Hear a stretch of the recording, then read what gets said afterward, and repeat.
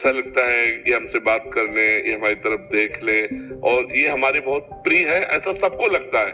जो सच्चे भजन मार्ग के पथिक होते हैं वो अपने लगते हैं। ऐसा लगता है कि काश मैं इनके संग में रह पाता। ऐसा उस नौवधु ने जे भी देखा वो लुट गई। उसने कहा यही पा लीजिए। अब संत सरल चित जगत हित, वो बैठ गए। संध्या का समय था, प्रसाद तो आए। भगवान की इच्छा, संतों में तो रहता है भगवान की इच्छा, जैसे महलों में रखे चाहे झोपड़ी में बासते। उस स्त्री ने हाथ जोड़ा और कहा महाराज जी अगर रात्रि यहीं शयन कर लो और सुबह आप, बड़ी श्रद्धा देखी तुम। ठीक है, अब रात्रि में जब शयन की स्थिति में तब वो आकर अपनी काम वेदना प्रकट की तो उनका देवी आपके पति हैं, आप ऐसी चेष्टा करते हैं। उसका उल्टा दिमाग चला कि मानो ये कह रहे हैं आपके पति, अगर पति ना होते तो उसने अपने पति की हत्या कर दी सोते हुए। फिर आई और कहा अब स्वीकार करो पति को मैं उनका दुष्ट। तो उन्होंने कहा अगर मैंने हल्ला मचा दिया तो तुम्हारी अभी दुर्गति हो जाएगी। ये संयम की परीक्षा। दोनों ने कहा नहीं, मैं धर्म विरुद्ध आचरण नहीं कर सकता, मृत्यु को स्वीकार कर सकता हूं। उसने हल्ला मचा दिया, लोग एकत्रित। क्या हुआ? ये हमसे गलत करना चाहता था, हमारे पति ने रोका, पति को मार डाला और फिर गलत करना चाहता तो मैं हल्ला मचा दिया। अब वो सदन जी जय जगन्नाथ जय जगन्नाथ, भगवान आप देख रहे हो। लोगों ने मारा पीटा बंदी बना लिया, राजा के पास ले गए। राजा ने जब ऐसी बात सुनी दोनों हाथ कटवा दिए यहां से और देखा कि भक्त है तो दोनों हाथ कटवाकर फांसी तो नहीं दी पर छोड़ दिया। एक भी अपराध नहीं है इसमें। लेकिन पूर्व में जिस कर्म से कसाई बने आके तो कोई ना कोई पाप कर्म रहा ना, तो वही हाथ कटवा ले गए। पाप यहाँ बिल्कुल नहीं है, पाप पूर्व का है। यहाँ संयम की परीक्षा में पास हुए लेकिन पूर्व का पाप कर्म उनके हाथ कटवा दिए। जय जगन्नाथ जय जगन्नाथ। जगन्नाथ जी पहुंचे, कहा प्रभु अब तो हाथ भी नहीं जोड़ सकते क्योंकि है ही नहीं, काट डाले गए। तो ऐसे करके जे भी किया सो नवीनाथ आ गए, भक्तमाल ग्रंथ में लिखा हुआ है। तो संयम इतना कि चाहे मृत्यु का अवसर आ जाए पर हम अपने धर्म से विमुख न हो। संतोष इतना कैसी भी परिस्थितियों में किसी से हाथ न पसारे। मंगबो भलो न बाप सो जो प्रभु राखे टेक, देनहार कोई और है देत रहते दिन रैन, लोग भरम मोह पे करे दासो नीचे नैन। एक बार रहीमदास जी स्वर्ण बांट रहे थे, रत्न बांट रहे थे, बड़े धनी थे, तो ऐसे बांट रहे थे। तो लोगों ने पूछा कि आप नेत्र नीचे करके क्यों बांट रहे हैं? बोले देनहार कोई और है, वो देत रहे दिन रहन, लोग भरम मोह पे करे कि रहीम बांट रहे हैं, इसलिए ताजो नीचे नहीं, इसलिए मेरे नेत्र नीचे है। तो संयम इतना कि किसी भी परिस्थिति में हमें धर्म विरुद्ध नहीं जाना, तो संयम संतोष हमारा सफल माना जाएगा। मनोज यादव जी रेवाड़ी से। राधा वल्लभ सिंह हरिवंश। महाराज जी आपके चरणों में कोटि कोटि प्रणाम।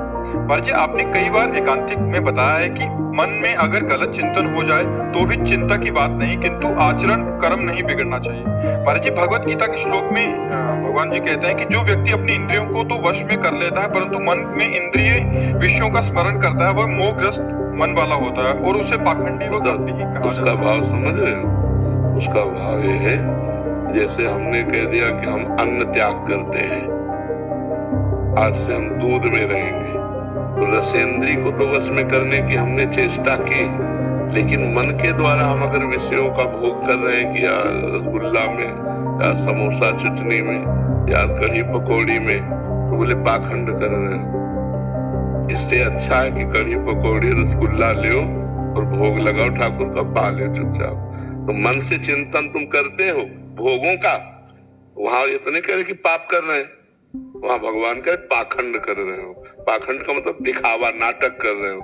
ऐसे तुम कहते हो हम पदार्थ नहीं पाते, हम दूध पीते, हम फलाहार रहते हैं, ऐसे चिंतन कर रहे हो पदार्थों का, तो पाखंड नहीं तो कर रहे हो। जिस वस्तु का त्याग किया उसका चिंतन का भी त्याग कर दो, तब उसका पूर्ण त्याग माना जाता है। तो जैसे हमारा मन, हम साधक हैं, गंदी बातों में जा रहा है, हमें अच्छा नहीं लग रहा गंदी बात, वो जा रहा है, अच्छा लग रहा है भजन, भगवान के मार्ग में हम चलना चाहते हैं, पर वो पूर्व संस्कारवश अनेक जन्मों के कारण अभ्यासवश वो गलत मार्ग में जा रहा है, तो हमें जलन हो रही। इसमें और उसमें अंतर हो गया।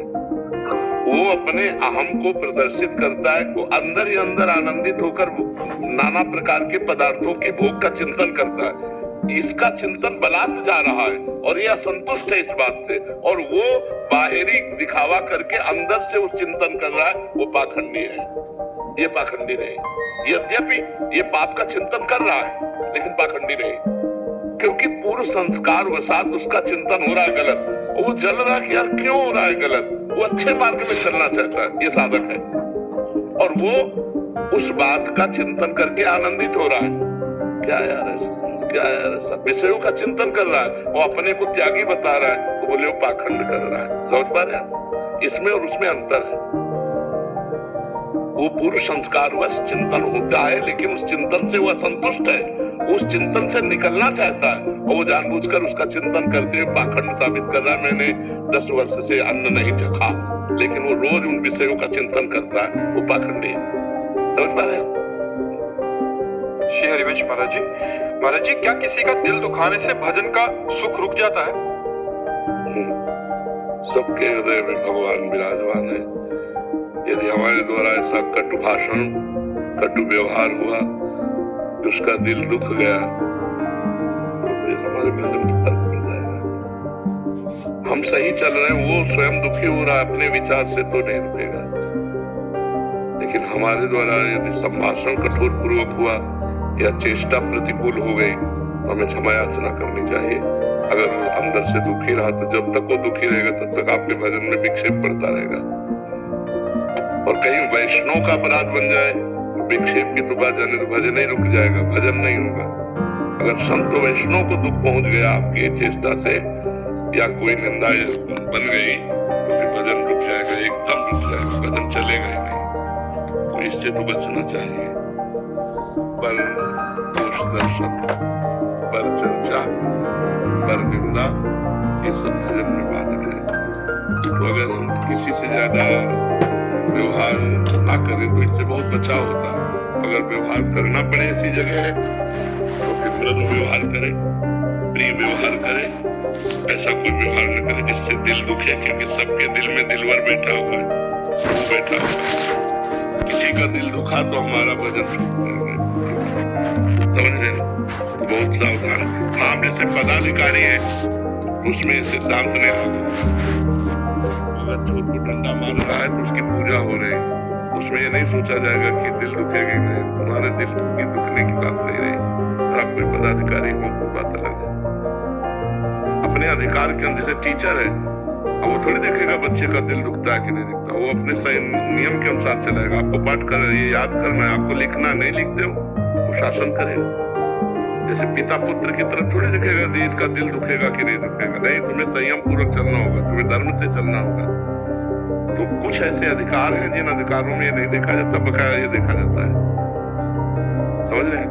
जी, कह रहे थे कि विवाह से पहले बहुत अच्छा भजन होता था और उसके बाद थोड़ा कम हो गया क्योंकि पत्नी और उनके माता पिता को थोड़ा गलत कह दिया था, और ऐसा इसलिए। फिर भी ऐसा नहीं होता। चक्रवर्ती सम्राट महाराज अम्बरीश जी, पूरा राज्य शासन, नवीन रानियां, परिवार, सब भगवान विराजमान है सब में।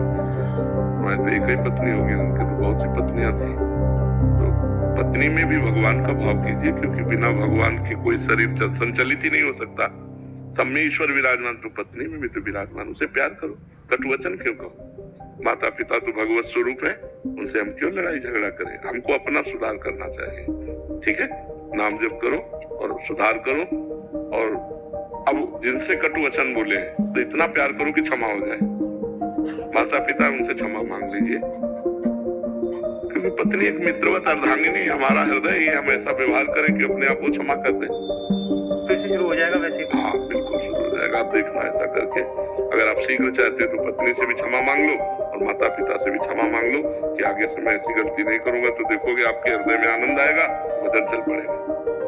अगर अपराध बन जाए तो भगवान पत्नी के भी हृदय में बैठे हैं, भगवान सबके हृदय में बैठे हैं। दीपांशु जी, सोनीपत, हरियाणा। राधा वल्लभ श्री हरिवंश महाराज। महाराज जी, आपके चरणों में कोटि कोटि प्रणाम। महाराज जी, किन किन लक्षणों के बाद ही विरक्त मार्ग अपनाना चाहिए ताकि कोई मरकट वैराग्य में निर्णय ना ले और घर से ना भागे? पहली बात, 3 बातें हैं जो हमारे परमार्थ को मिटिया मेट कर देती है। पहला है कामभोग, कंचन, कामनी, कीर्ति, 3 बातें कहेंगे तो सबसे पहला साधक के जीवन में काम भोग आता है। यदि वो स्त्री विजयी है तो विरक्त मार्ग में कदम रखे नहीं, चुपचाप घर गृहस्थी में ब्याह करके अपने भजन को पुष्ट करे। स्त्री विजयी का मतलब हमारे पास अगर भोग उपस्थित है, भोगने का समय भी है, लेकिन हम नहीं भोगेंगे क्योंकि हम वैराग्य मार्ग के पथिक हैं। इतनी दम हो, बांध लगोटा बचा केंद्री कभी न देखा पर नारी, धर्म के टुकड़े खाकर भैया चढ़ी बदल पे तैयारी। तो परमार्थ में कदम रखना चाहिए, नहीं रखना चाहिए। तो जब ये स्थिति हमारे अंदर आ जाए कि पराई माता बहन अगर हमारे पास भी बैठी हो तो भी हमारा मन गलत मार्ग में ना जाए, तो वैराग्य का हिम्मत करे। दूसरी बात, अगर हमको भीख मांग के खाना पड़ रहा है और हमें भीख भी नहीं मिल रही है तो भी हमें रुपए का चिंतन नहीं होना चाहिए, धनी पुरुषों की चाटुकारिता नहीं होनी चाहिए। अगर ये है तो बाबागिरी आग लगे, वो किसी काम की बाबागिरी नहीं जो धनियों के पीछे धन के लिए लालसा करके उनकी चाटुकारिता करे, वो बाबागिरी नहीं है। बाबा मंगो भलो न बाप सो जो प्रभु राखे टेक, कंचन और कामिनी और फिर कीर्ति, मान प्रतिष्ठा की चाह रखना, ये परमार्थ से भ्रष्ट कर देती है। अगर 3 मोटी मोटी बातें समझ ले कि मुझे कंचन का मोह नहीं रखना, कामिनी से मोह नहीं रखना, मान प्रतिष्ठा से मोह नहीं रखना, रात दिन हर परिस्थिति को सहते हुए नाम जप करना है, तो वैराग्य में चले। अन्यथा घर में रहकर भजन करे तो सदगति हो जाएगी। बाबा जी बनने पर पाप हुए तो फिर और का, मान लो चोर है, दंड मिलकर पवित्र हो सकता है, लेकिन पुलिस चोर बन जाए तो फिर वो विशेष दंड नहीं, क्योंकि तुम कानून के रखवाले होकर कानून का हनन कर रहे हो, इसलिए वो तो कानून का विरोधी है क्योंकि जानता नहीं है, और तुम तो कानून को जानते हो। ऐसे ही संसार का पापी जीव तो जानता नहीं धर्म को, तुम तो धर्मात्मा हो, बाबा जी उपदेष्टा हो, तुम विशेष पापी हो, विशेष दंड के अधिकारी हो। अगर कोई वेश रखकर पाप करे तो विशेष दंड का अधिकारी होता है। इसलिए भगवान के हम भजन करने के लिए 2 मार्ग है, एक गृहस्थ मार्ग, एक विरक्त मार्ग। गृहस्थ मार्ग में आप जैसे हो अपने अनुसार चलते हुए घर गृहस्थी का पालन करते हुए राधा राधा जप रहे हो, भूखे को भोजन पवा दिया, कभी किसी बीमार को औषधि दे दिया, बढ़िया भजन हो रहा है। बाबा जी बनकर दूसरी माता बहनों की तरफ गंदी दृष्टि रखना, सेठ की चाटुकारिता करना और अपने सम्मान के लिए नौटंकी नाटक करना, घोर नरक मिलेगा, पक्का समझ लो। ऐसा नहीं कि बाबा जी बन गए तो तुम्हारे लिए बीमा नहीं आएगा, नहीं। तो हरे शिष्य धन शोक न हरे, सो गुरु घोर नरक वहां पर है। जो शिष्य के धन का तो अपहरण कर रहा है, लेकिन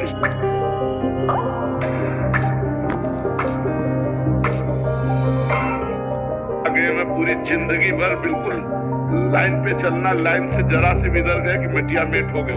एक गलती में पूरे जीवन की तपस्या को मिट्टी में मिला करके 1 मिनट में साबित कर दिया जाएगा पाखंडी है। एक गलती में यार जीवन में भजन किए 5 मिनट गिर गया तो क्षमा करो, कोई क्षमा नहीं करेगा।